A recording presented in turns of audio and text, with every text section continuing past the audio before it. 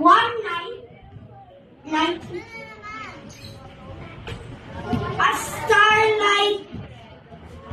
a starlight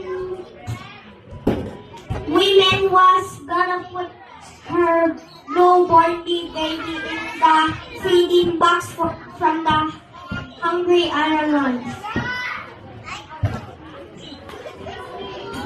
The first tree said, "I am holding the best treasure in the world."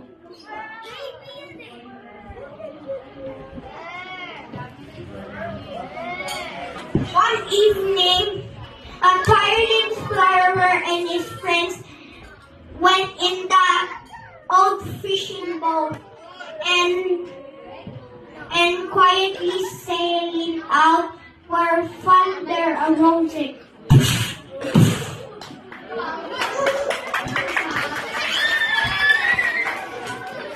But the tired explorer awakened and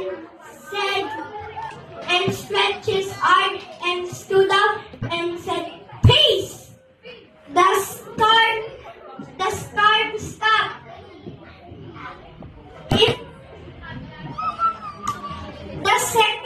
The second tree said, I am carrying the King of Heaven and Earth."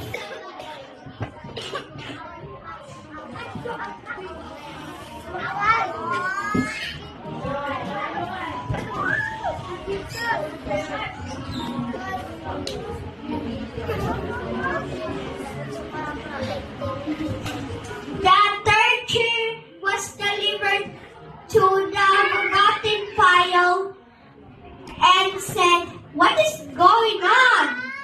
Why are you old people mad at this man?" When the third, she got shocked when the soldiers nailed the man's hands to her and said,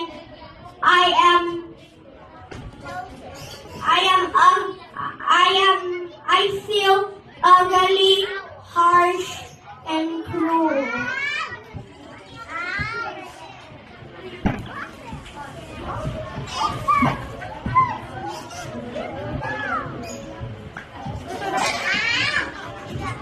When the sunrise came, everybody spread joy in the world. When the third tree said,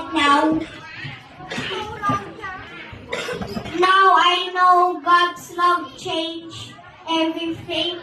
I feel strong, and when people see me, they will think about God. It's better than being the tallest tree in the world. People, remember God is looking at you, and we always pray when we sleep. The end. Okay, palakpakan natin si Gabriel. Thank you so much.